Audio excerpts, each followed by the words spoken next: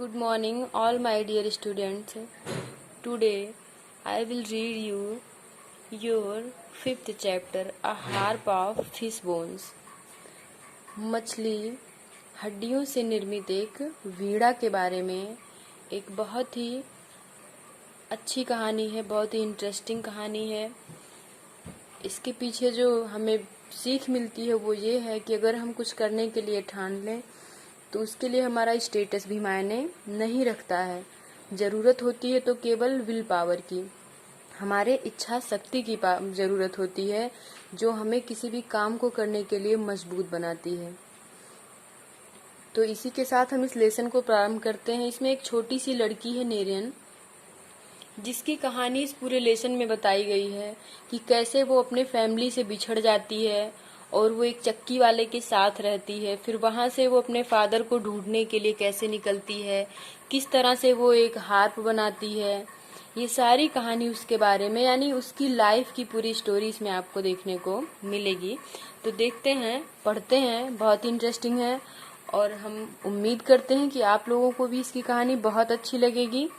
और ध्यान से लाइन टू लाइन पढ़ते जाइए आप लोग। Okay, listen to me.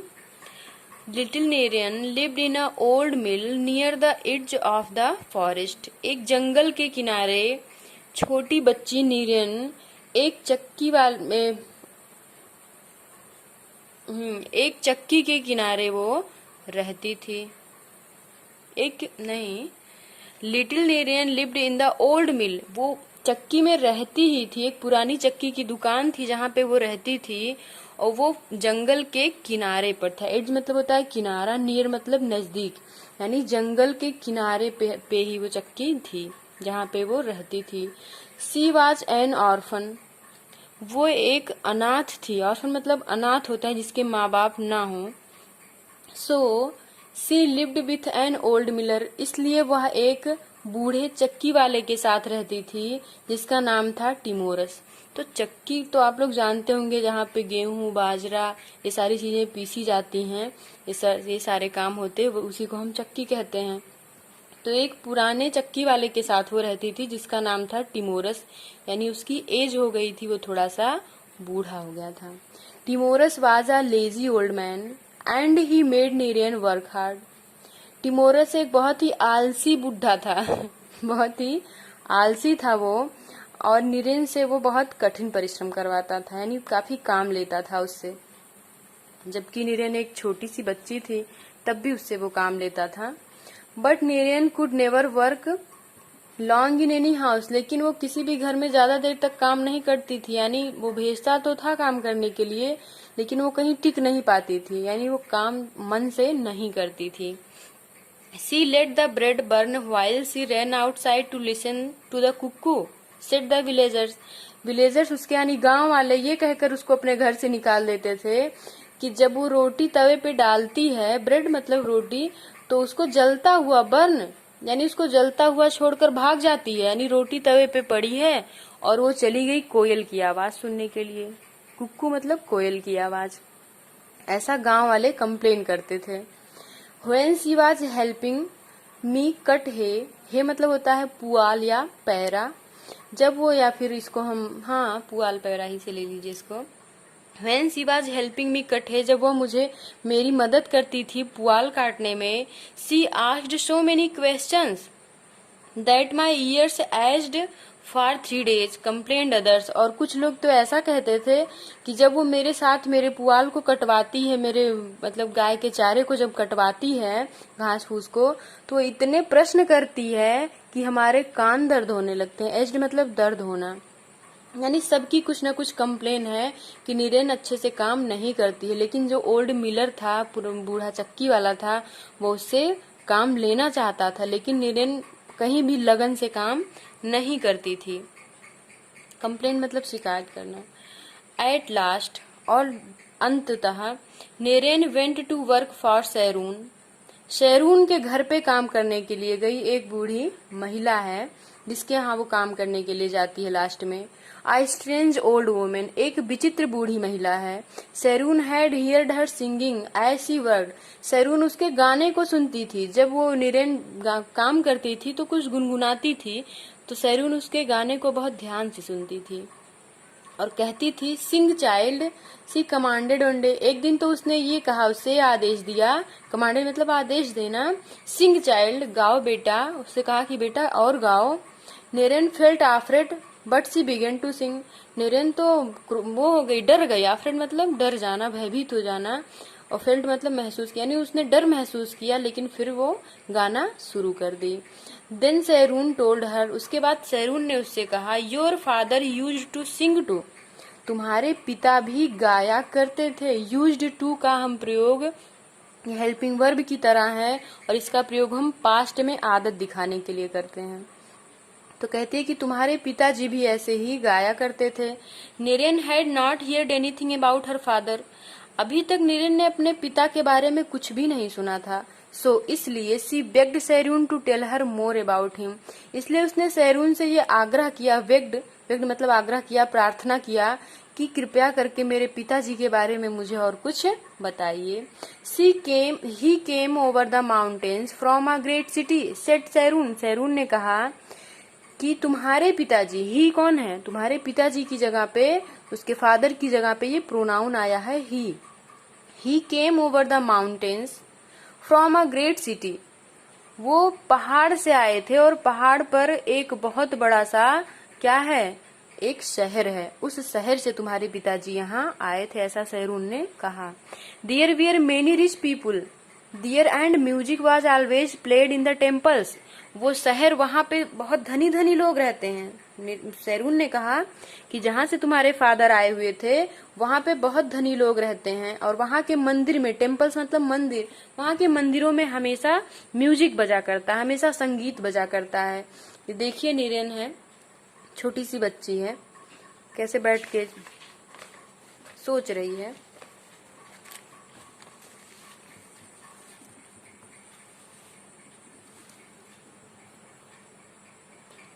But the people of the city became greedy said Sairoon, Sairoon ने उसको बताया कि वहां के लोग बहुत ही धनी थे और वहां के मंदिरों में हमेशा संगीत बजा करता था, लेकिन फिर भी वहां के लोग ग्रीडी हो गए, ग्रीडी मतलब लालची, वहां के लोग थोड़ा लालची हो गए थे। The goddess of the mountain was angry and caused them, और इनकी लालच की वजह से वहां की गॉडेस, गॉडेस मीन्स देवी होता है, गॉड में जी हमेशा कैपिटल होता है और गॉडेस जो देवी के लिए यूज होता है उसमें जी स्मॉल होता है। तो वहां जो पर्वत की देवी थी वो उनकी लालच की वजह से गुस्सा हो गई, उनपे नाराज हो गई और उन लोगों को क्या दे दी, कष्ट मतलब क्या होता है, उन लोगों को श्राप दे दिया। उन्होंने ये कहा कि इन लोगों की जब ग्रीड इतनी ज्यादा है, इतने लालची हैं, तो उसने उन लोगों को श्राप दे दिया और इस वजह से a great fire spread across the city. Great fire, fire means आग, ग्रेट मतलब भीषण आग, यानी पूरे शहर में भीषण आग फैल गई। अक्रॉस मतलब चारों तरफ, इधर उधर हर तरफ। Then came a bitter cold, और उसके बाद इतनी अधिक ठंडी पड़ने लगी। बिटर बहुत जैसे ज्यादा के लिए, कड़वा के लिए यूज होता है, तो इतनी अधिक ठंड पड़ने लगी। Nerryn listen to the rest of the story, Nerryn और ज्यादा स्टोरी सुनना चाहती थी, यानी वो आगे भी जानना चाहती थी। इतना ही सैरून ने बताया, अब आगे फिर वो जानना चाहती है। क्या पूछ रही, Neren's mother had died in the fire, फिर सैरून ने बताया कि उसकी माँ जो थी उसी फायर में, उसी आग में मर गई थी। Her father had taken baby Niren and fled across the mountain, उसके पिता ने बेबी, यानी जब निरेन बहुत छोटी सी थी तब की ये कहानी थी, उसने उसको उठाया अपनी गोद में, उसके पिताजी ने, और माउंटेन से भाग गए, यानी वहां से भागने लगे। जब वहां पे देखा कि अब मेरी बच्ची यहाँ सरवाइव नहीं कर पाएगी, वहां से निकल लेते हैं। He had left Niren with Timoras and had gone out to get help for his king. वो निरेन को कहाँ रख के जाते हैं, लेफ्ट मतलब छोड़ देते हैं, किसके पास, टिमोरस के पास छोड़ देते हैं जो चक्की वाला है। And had gone out to get her to get help for his king, और अपनी राजा की मदद के लिए फिर से वो वहीं पहाड़ी पर चले जाते हैं। ही नेवर केम बैक, और वो दोबारा लौटकर नहीं आते हैं। Old Sairoon had found his bones in the forest, और उस बूढ़ी महिला ने उनकी हड्डियों को इस जंगल में पाया था। इससे ये सूचित होता है कि उसके पिता भी मर गए थे। He always played sweet music on his golden harp, said Sairoon. Sairoon ने आगे बताया कि तुम्हारे पिताजी बहुत ही मधुर संगीत बजाया करते थे एक सुनहरे हार्प पे, एक सुनहरी बीड़ा पे।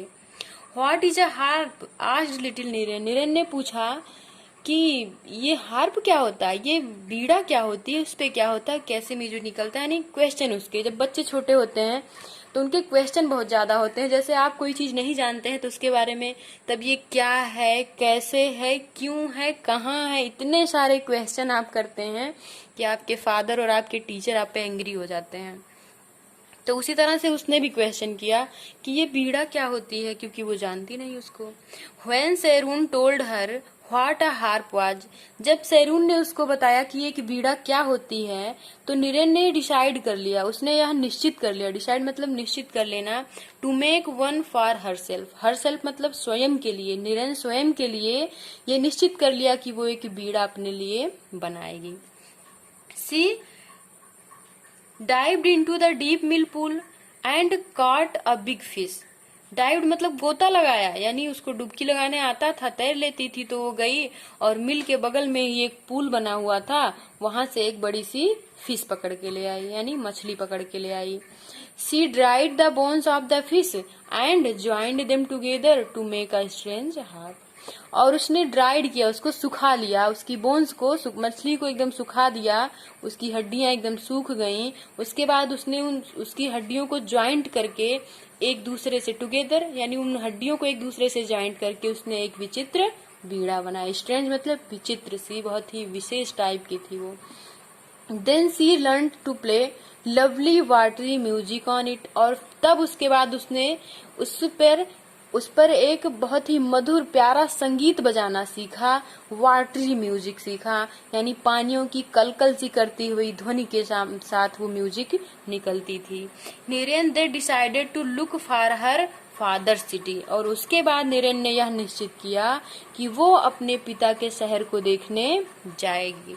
सैरून told her how to cross the dangerous forest to reach it, और सैरून ने उसको यह बताया कि कैसे वो उस खतरनाक जंगल को पार करेगी वहां तक पहुंचने के लिए। यानी माउंटेन से और जहाँ पे नीरेन है वहां के बीच में एक बहुत बड़ा जंगल है, तो सैरून ने उसको बताया कि किस तरह से वो जंगल को पार करेगी अपने आप को सेफ रखने के लिए। उसने उसको कुछ बताया। Neren took her harp and a small knife and went into the forest। Neren ने अपना बीड़ा लिया और एक छोटी सी नाइफ ली, मतलब चाकू लिया, और फिर अब वो जंगल के लिए निकल पड़ी।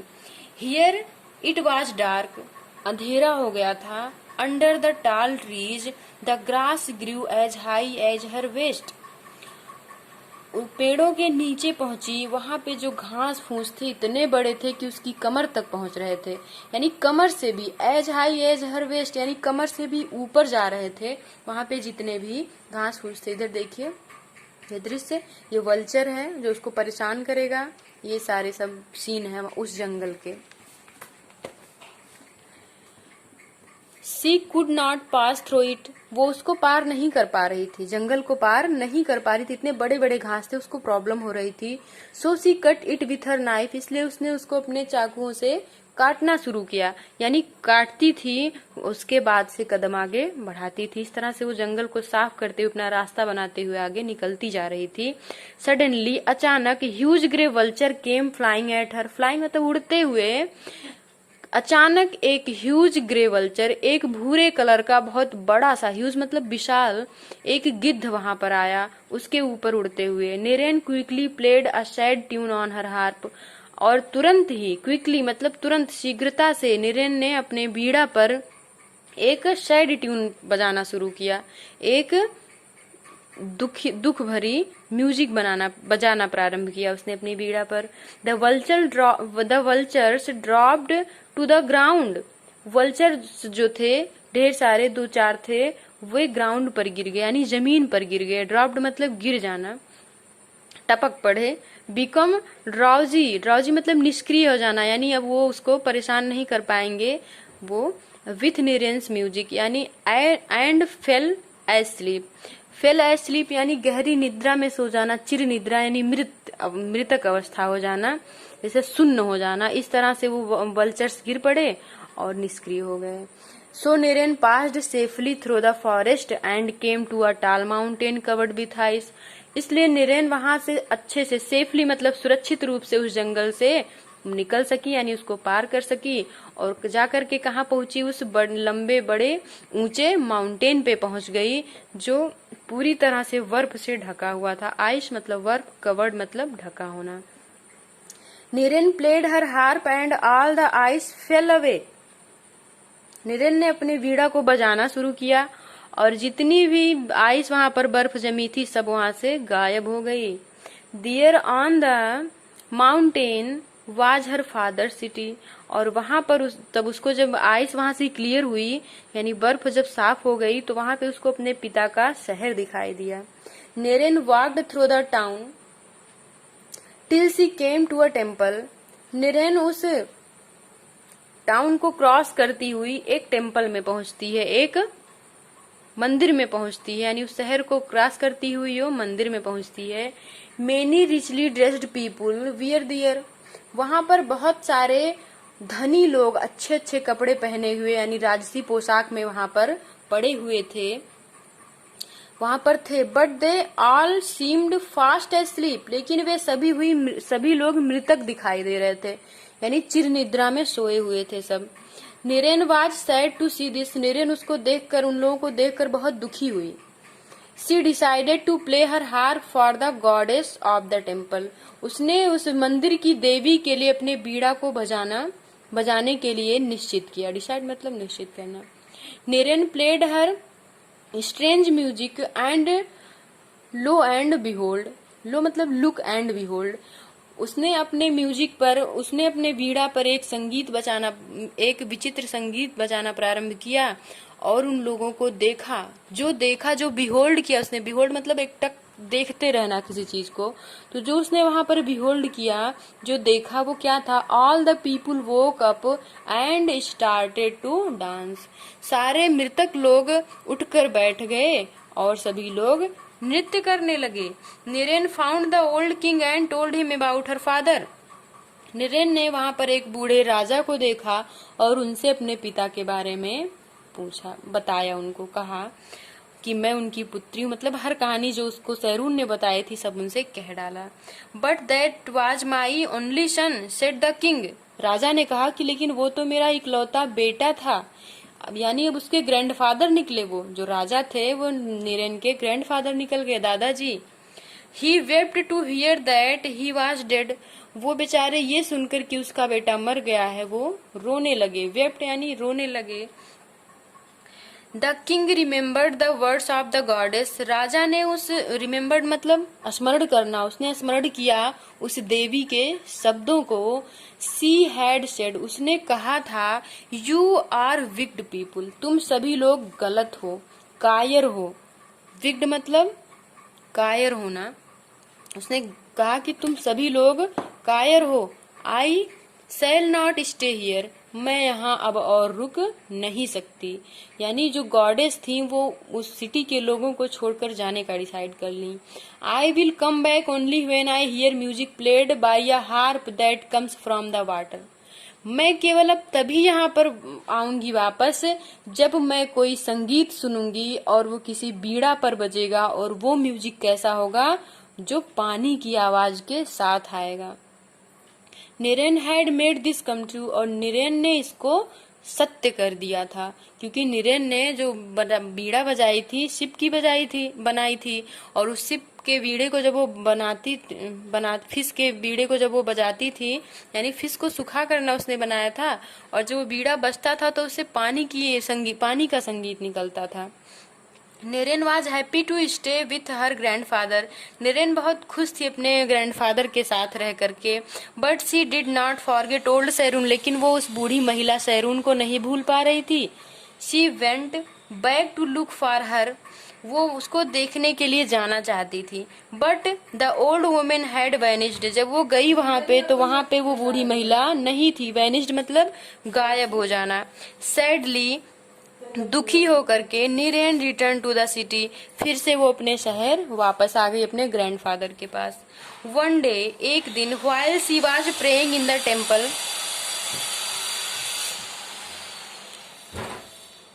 One day while she was praying in the temple, एक दिन जब वो मंदिर में प्रेइंग कर रही थी, प्रार्थना कर रही थी भगवान से, शी हियर्ड अ वॉइस से सिंग चाइल्ड, उसने एक आवाज सुनी जो क्या कह रहा था, सिंग चाइल्ड, बच्चे गाओ और गाओ, जैसे कि वो सैरून कहा करती थी।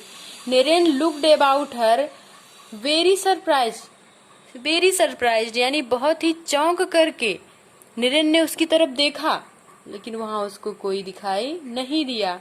सिंग सेड द वॉइस अगेन, और फिर वही आवाज आई, गाओ बेटा गाओ। द निरेन अंडरस्टूड, निरेन समझ चुकी थी कि वो सैरून जो बूढ़ी महिला थी वो कोई और नहीं, इस टेम्पल की गॉडेस थी। She played her harp and सैंग happily, वो अपने हार्प को बजाने लगी और मस्ती से खुश होकर के गाने लगी। नाउ सी न्यू, अब वो जान चुकी थी, who had helped her to make a harp of fish bones, अब वो ये जान चुकी थी कि उसकी ये बीड़ा बनाने में, ये फिश की हड्डियों की, मछलियों की हड्डी की बीड़ा बनाने में उसकी मदद किसने की है, यानी निश्चित रूप से वो उस मंदिर की देवी ही रही होंगी। आगे आप लोगों का क्वेश्चन है, हु वाज सैरून, सैरून कौन थी? सैरून वाज अ ओल्ड वुमेन। आगे है, who was timorous, timorous was a old Miller. ये सब हम आपको करके बता देंगे इधर, ये भी क्वेश्चन आंसर सब। Thank you. और वीडियो देखने के बाद आप लोग जो रेड कलर की सब्सक्राइब बटन है उसको प्रेस करना बिल्कुल मत भूलिए। रेड कलर की सब्सक्राइब बटन को टच करिए, उसके बाद एक वेल का चिन्ह बन के आता है, एक आइकॉन बन के आता है, उसको टच करिए। वहां से जितनी भी हम, जब आप वो प्रेस कर देंगे तो जितनी भी वीडियो हम डालेंगे वो आप लोगों तक पहुंचेगा। और उसमें एक लाइक का ऐसे बना हुआ है, ऐसे मुट्ठी का निशान, उस पर आप लोग टच कर दीजिएगा, जिससे वीडियो लाइक हो जाएगी। यानी ऊपर जो होगा उसको टच करना, उससे लाइक होगा, और नीचे ऐसे दिया होगा उससे डिसलाइक होगा, तो आप लोग लाइक वाले पे करिएगा।